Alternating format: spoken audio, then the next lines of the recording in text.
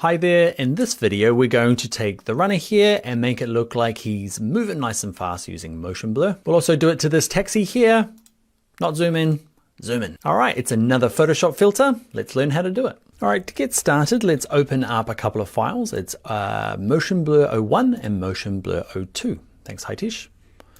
Okay, we're gonna work on the runner first. To get started, let's create two backgrounds. So let's right click the word background, click duplicate layer. This one's going to be called runner.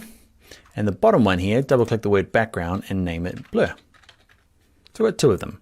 So we need to work on these separately. So let's turn the runner off and let's blur the background first. And then we'll mask the runner. So it's a nice easy filter we're going to learn. So let's go to filter, go down to blur. And there's one in there called motion blur. If yours doesn't change, either preview's not on or you've still got the runner eyeball turned on, because if that's on, it's kind of covering the work we're doing. So pick the direction. Our runner's probably going to be running left to right. He could be running any which way you like. Maybe up and to the right a little bit. No, straight across. In terms of the distance, how streaky it gets. How fast do you want this man to be running? Depends if you're going for like exaggeration or if you're going for like just subtleness. I'm going for subtle. Let's click OK.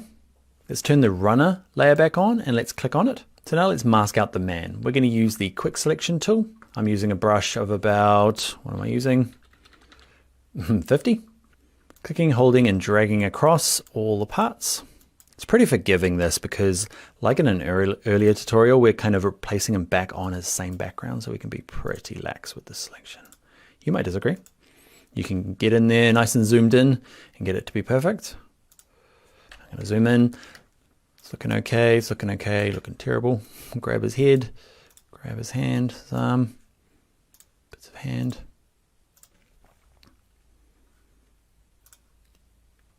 That was a bad one. Undo. So I'm going to have to make my brush a lot smaller. His skin tone is a lot the same as the background. I'm going to hold down the Alt key to minus from the selection, or Option on a Mac. Same in here, I'm going to hold down the Option key on my Mac, or Alt on the PC, and just get rid of this stuff in the center here. Really small brush, minusing it out. Add that bit back in.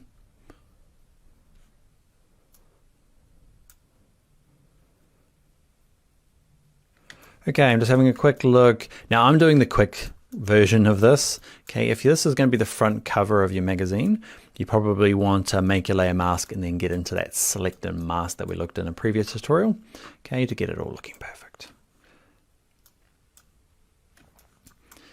That's not what we're doing today. Going quick. All right, it's good enough for me. I'll zoom out. Cool, so all we need to do now is make sure the runner layer is selected, click on layer mask, and basically we're done. If you had a keen eye, what we should have done before we blurred this layer is we should have selected it, gone to filter and gone to convert to smart filters. It was a test. Did you notice? I'm pretending it's a test. I just forgot. Let's click OK. The damage is done, so I need to go back to the beginning, but I'm not. But I converted it to our smart filter. Now I'm going to go to filter and go over the top of it again with blur, motion blur, and crank it up some more. And the nice thing about that is, remember, you can turn it on and off. All right, in your project, what I want you to do is here in this 02 from Hitesh, this mint looking taxi, I want you to do the exact same thing. So duplicate the layers, have the car layer and the blur layer, blur the background layer, mask out the car, and see if you can make it look like it's going fast. All right, everybody, that is a quick motion blur.